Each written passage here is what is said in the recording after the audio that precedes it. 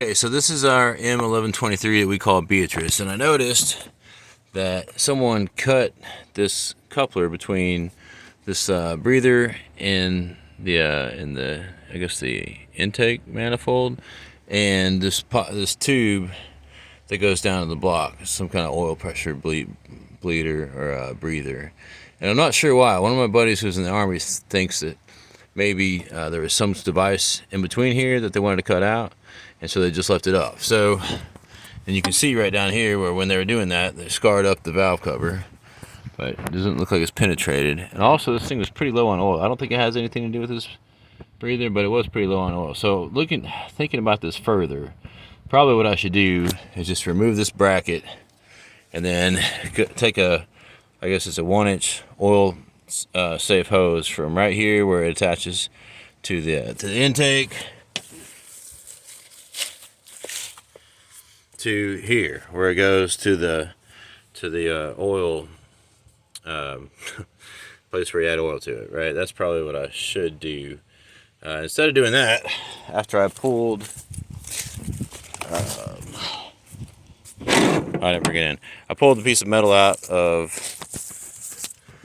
this end. For some reason I decided I need to go around and find another piece of metal that fit there. So for now, I'm going to try to pull this out with pliers and just put some kind of coupler in there to get it connected. Not that I know how important it is, but it just seems like it ought to be connected. There is some oil like over here.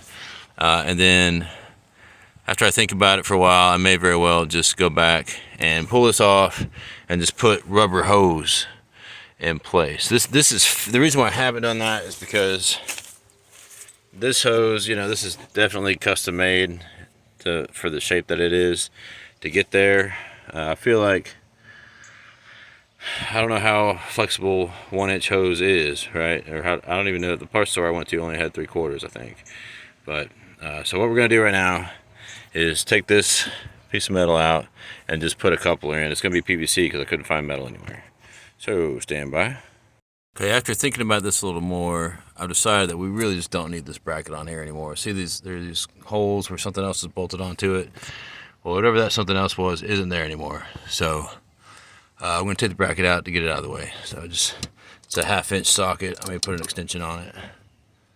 Okay, so this is actually a 15, not a 5/8.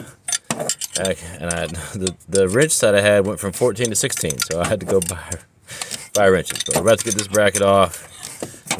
Keep on rolling, getting this thing connected back up, and then probably I will go find a place to get 1-inch hose later. Ta-da! Bracket's off. All right. So now we got this hose right here, which we just need to connect up to this hose over here. But first, we got to get this piece of metal out. So we'll do that.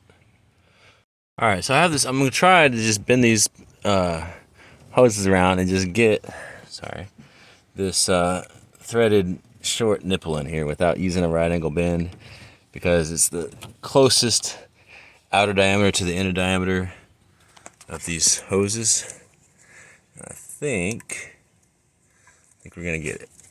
Yeah, that'll work. Yeah, snug that up.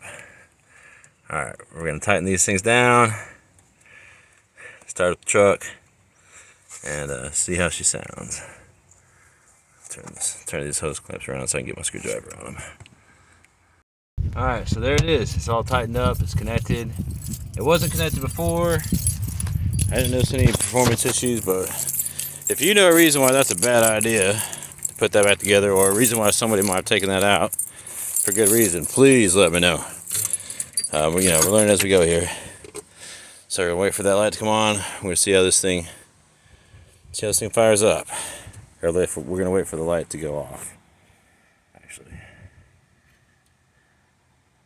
looks like it's off. Here we go.